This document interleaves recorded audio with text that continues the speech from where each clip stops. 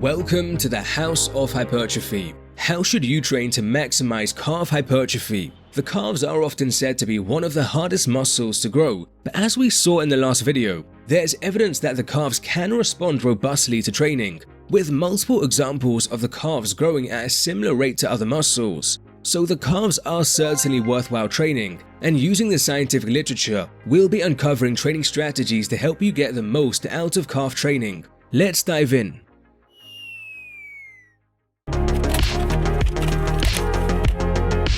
Calf raises can be performed with your leg straight or with your leg bent. The calves consist of the gastrocnemius and soleus, with the gastrocnemius having a medial and lateral head. It's long been believed that straight leg calf raises maximize gastrocnemius hypertrophy, while bent leg calf raises maximize soleus hypertrophy. This is because the gastrocnemius crosses the knee, so it is shortened with the bent leg, which is believed to impair gastrocnemius involvement and enable the soleus to take over. However, it's becoming common to say that bent leg calf raises are unnecessary and that straight leg calf raises are all you need. This is based on evidence, but some things might have been overlooked.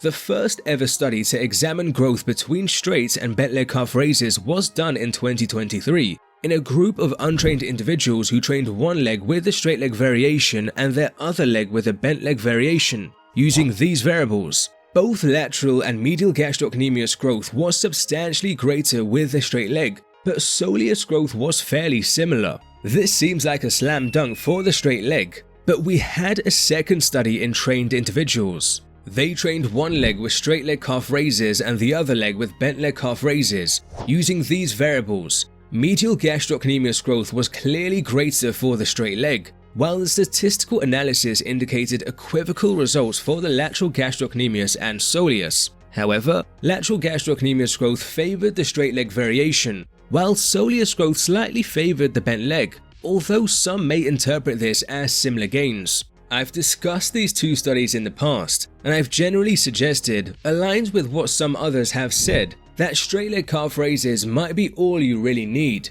This still could be true, but upon uncovering some more research and thinking through things more, there are some additional things we need to know.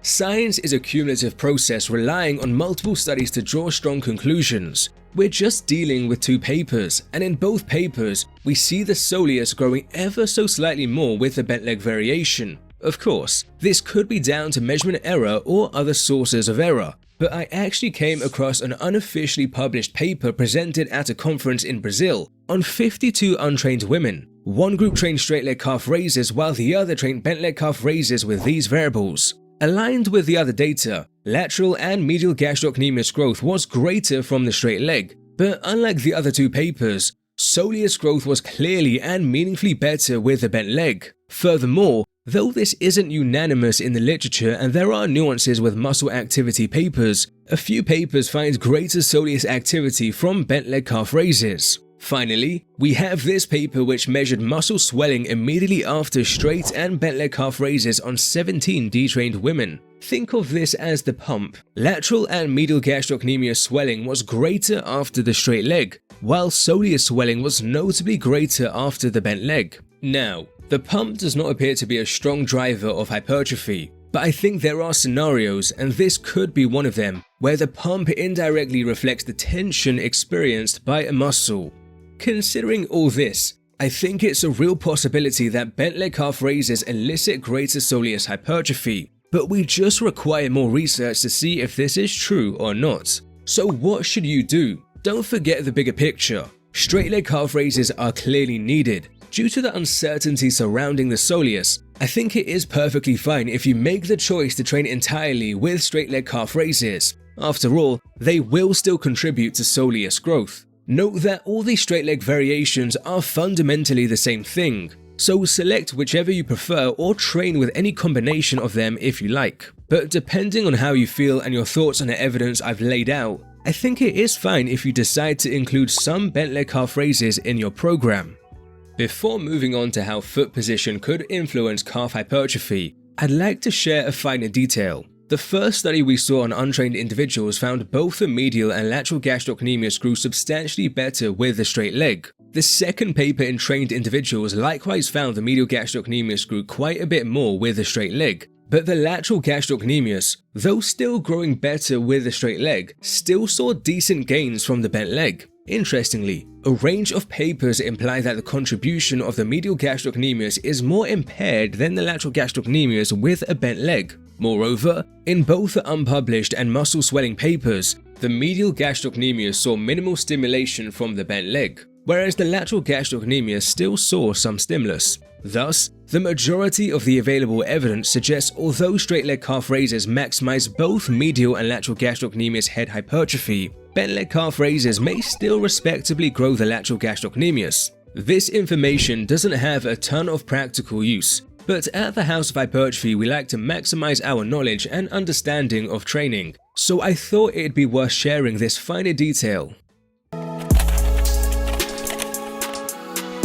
We've just seen straight leg calf raises are necessary to maximize gastrocnemius hypertrophy, but does foot position matter? This paper had 22 detrained men perform 3 sets of straight leg calf raises with these training variables. One condition had the feet forward, another with the feet outwards, and the final condition with the feet inwards. Medial gastrocnemius growth tended to be best with the feet outwards, although the difference was only statistically significant between the feet outwards and the feet inwards conditions. Still, the raw numbers favor the feet outwards compared to the feet forward condition. Lateral gastrocnemius growth tended to be best with the feet inwards. Again, the difference was only statistically significant between the feet inwards and feet outward conditions, but the raw numbers still favor the feet inwards compared to the feet forward condition. Soleus growth was unfortunately not measured. This is just one small study, but there are some muscle activity studies that support this conclusion. You may also be able to feel the difference. Now, what you feel does not always correlate with muscle growth. As one example, this paper reported subjects felt their glutes more with hip thrusts than squats, but the researchers ended up finding glute growth was similar between the two exercises. Yet, there are likely scenarios, and this could be one of them, where what you feel does relate to muscle growth. Thus, this information can be used if you wish to train one of the gastrocnemius heads more than the other. Also, a combination of feet out and feet inward calf raises could potentially produce greater growth of both gastrocnemius heads than just training with your feet forwards. But I would like to see a study directly examining this hypothesis, though it is a harmless thing to try out if you like.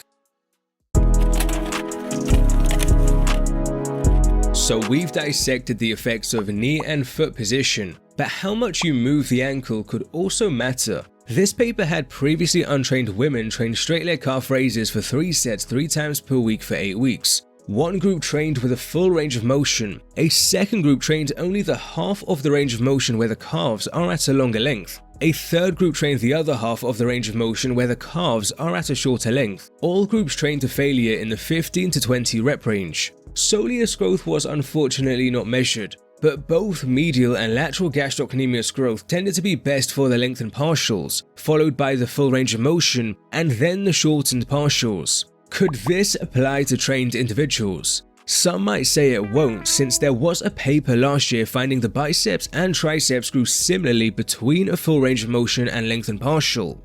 This could be true, but I know there are some out there that believe the gastrocnemius will still benefit from a lengthened partial because there's evidence the gastrocnemius force-generating components may produce the greatest active tension at longer lengths. Full range of motion calf raises are hardest at the top position, so you end up being challenged at the point where the calves cannot produce as much tension. Thus, lengthened partials avoid this position and have you move through the lengths where the calves can generate greater tension. Until we have more evidence, I think it's worthwhile to train the calves with lengthened partials. There's ultimately no major drawback.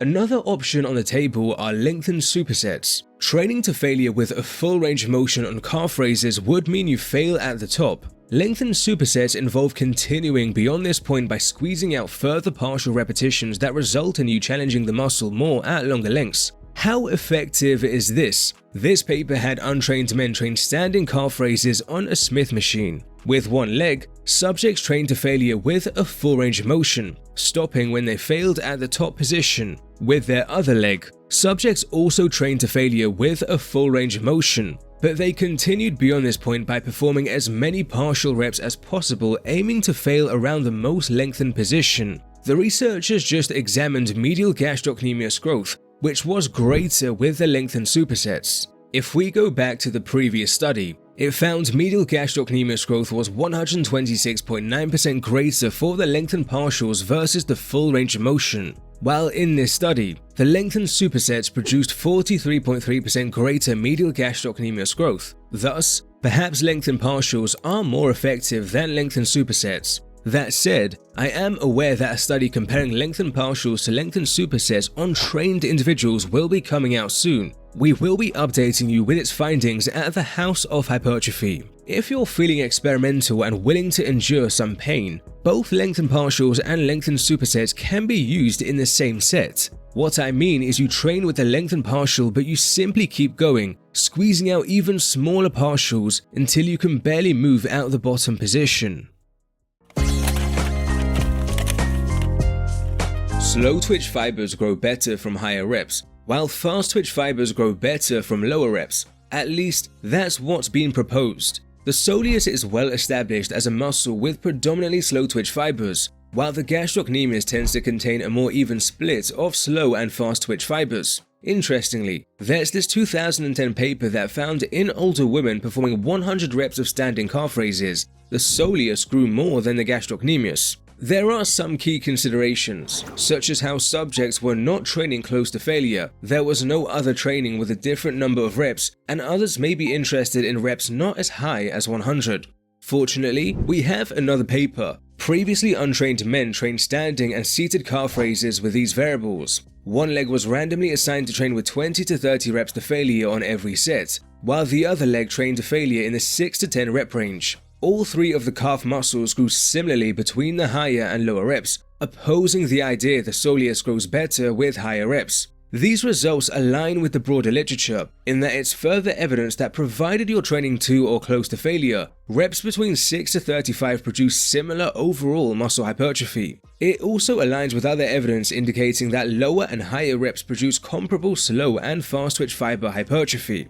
Summoning the spirit of scientific accuracy, having more comparisons of high versus lower reps for the calves, particularly in trained individuals, and perhaps even exploring super high repetitions can help refine our understanding. But based on the current evidence, it appears that provided you're training hard enough, you are free to train with either higher or lower repetitions.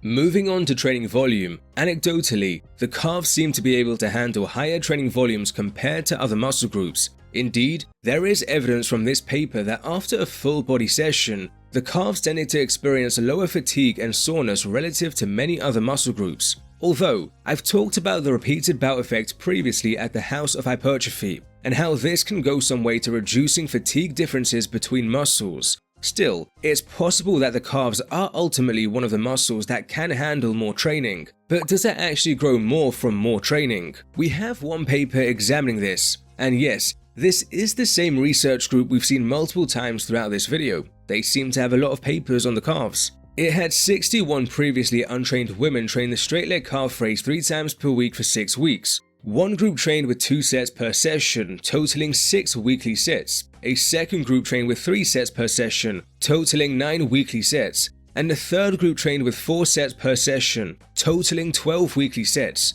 All groups took every set to failure in the 15 to 20 rep range. Not all the differences were statistically significant, but the growth for all 3 muscles tended to be best for the 12 weekly set group, followed by the 9 weekly set group, and then the 6 weekly set group. It may be worthwhile pointing out there were diminishing returns. The increase in growth from 6 to 9 weekly sets was greater than the jump from 9 to 12 weekly sets. This study is not without limitations and considerations, but it points in the direction of the calves benefiting from higher set numbers. Even higher set numbers were not examined, but based on the overall literature on sets and hypertrophy, I do suspect the calves can grow even more with higher volumes. Feel free to check out this video for more details.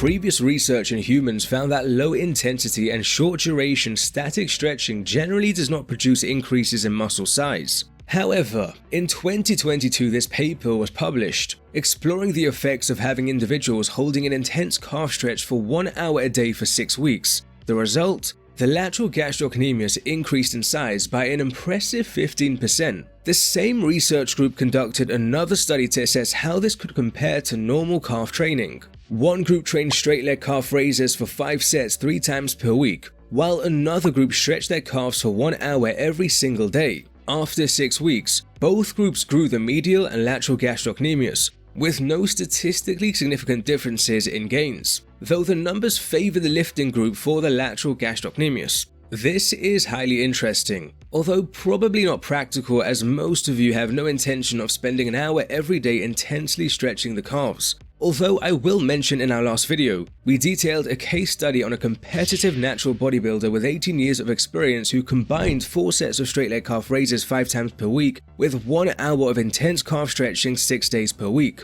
Although there was measurement variability, there were signs of further hypertrophy in this highly trained person. The paper did not involve another condition that only lifted, so it's difficult to conclude if the extra stretching had a beneficial impact. Regardless, there might be a more practical way to reap the possible benefits of stretching the calves through stretching between sets. In 2016, this abstract was published online. It noted that compared to just passively resting between sets, a group who simply held a stretched position of straight leg calf raises after finishing each set for 30 seconds ended up seeing greater gastrocnemius growth. However, we had a published paper in 2022. Untrained men trained seated and standing calf raises with these variables. One leg immediately descended into a loaded stretch after each set, holding it for 20 seconds and then resting passively for 100 seconds before starting the next set. The other leg just rested passively for the full 120 seconds between sets.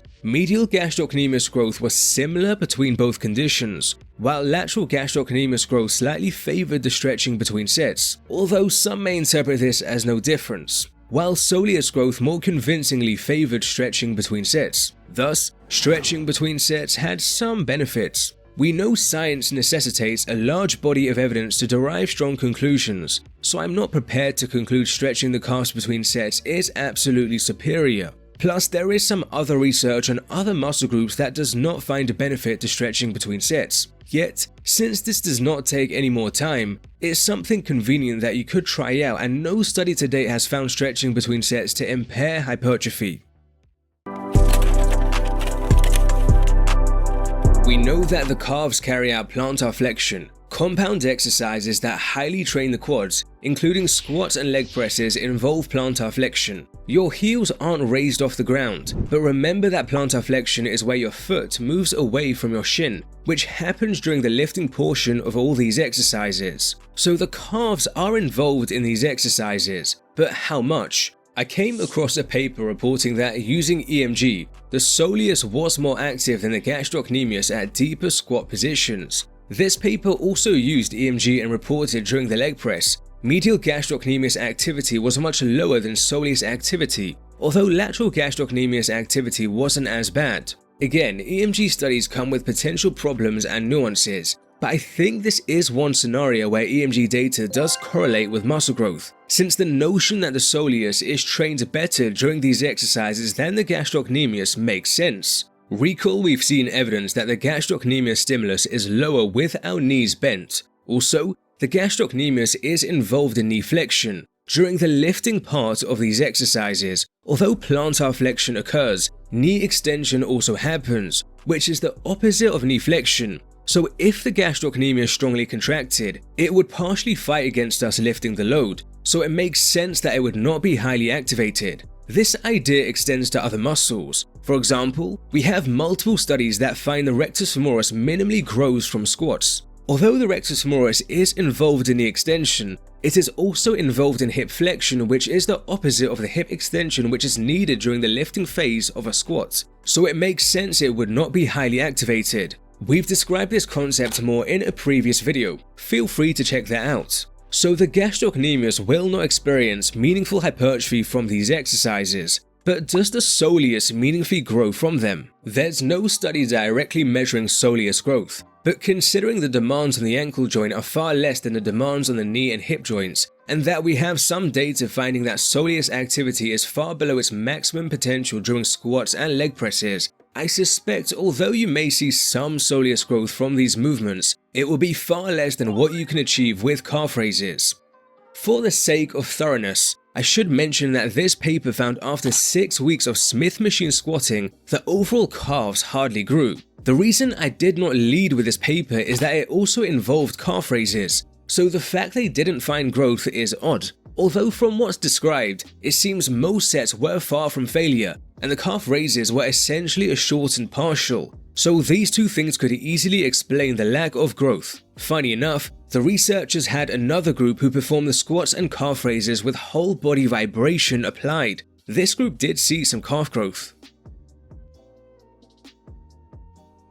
We know that the gastrocnemius crosses the knee and is involved in knee flexion. Therefore, the gastrocnemius will be involved with knee flexion exercises, such as leg curls and Nordic curls. But how much? I only came across one paper examining this. It involved untrained subjects training seated leg curls with these variables. We can see that the lateral gastrocnemius experienced some small growth, but not statistically significant, while the medial gastrocnemius saw virtually no growth. Growth of the hamstring muscles was much larger. However, there is an important consideration when evaluating how effective knee flexion exercises may be for gastrocnemius hypertrophy. We've seen evidence that training the gastrocnemius at longer muscle lengths through ensuring the knee is straight and even using lengthened partials enhances its growth. This may also extend to knee flexion exercises. Placing the feet into a dorsiflexed position during knee flexion exercises will lengthen the gastrocnemius.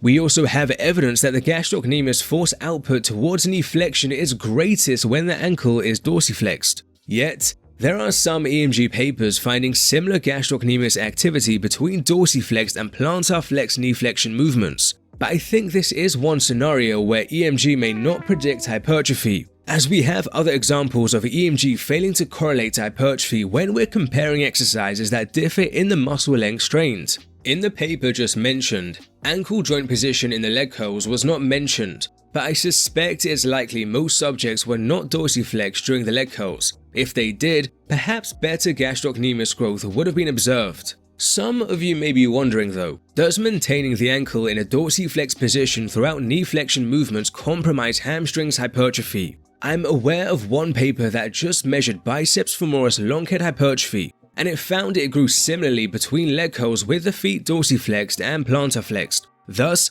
having the ankle dorsiflexed with knee flexion training may enhance gastrocnemius involvement while not impairing hamstrings involvement. But I would like to see more papers exploring this and measuring the other hamstring heads. Another consideration is where the knee flexion exercise is hardest. The paper that explored the effects of knee flexion training on gastrocnemius growth used seated leg curls. It depends on the machine, but many leg curl machines are hardest when the knee is most bent. But the gastrocnemius are lengthened more when the knee is straighter, and we have evidence that the gastrocnemius's force output towards knee flexion is greatest when the knee is straight. Thus, knee flexion exercises that are hardest when the knee is straighter, such as specific leg curl machines or even Nordic curls, could enhance the gastrocnemius stimulus. With all that said, although these two things may lead to some better gastrocnemius hypertrophy from knee flexion training, the growth it sees likely still pales in comparison with what you can achieve with calf raises.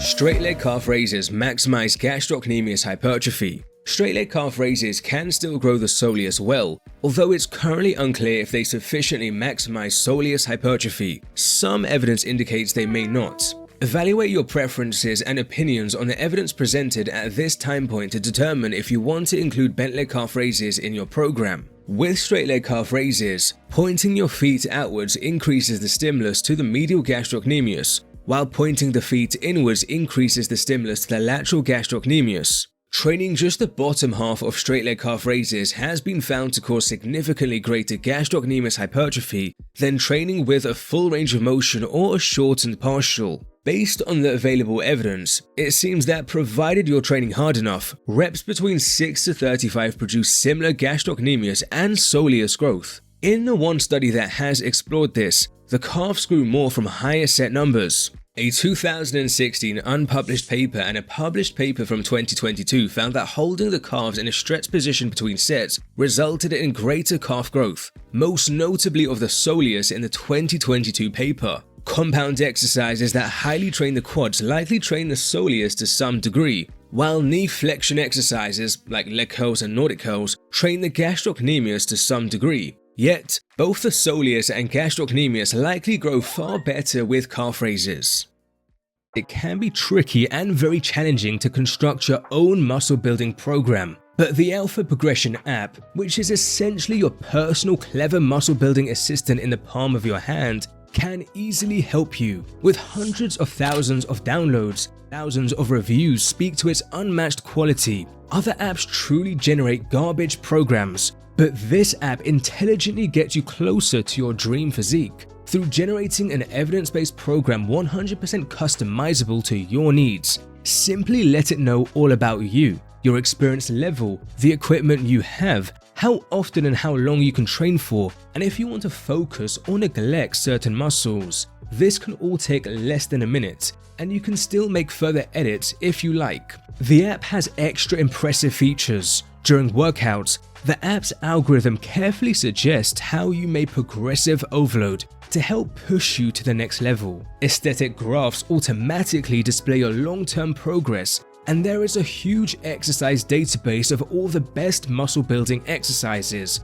Try out every single one of the premium features to your heart's desire during a free 2-week trial through the link in the comments and description. If you like it and choose to go beyond, the link cuts the price of a subscription by 20%. I truly believe the app is exceptional, and I hope you'll enjoy it too.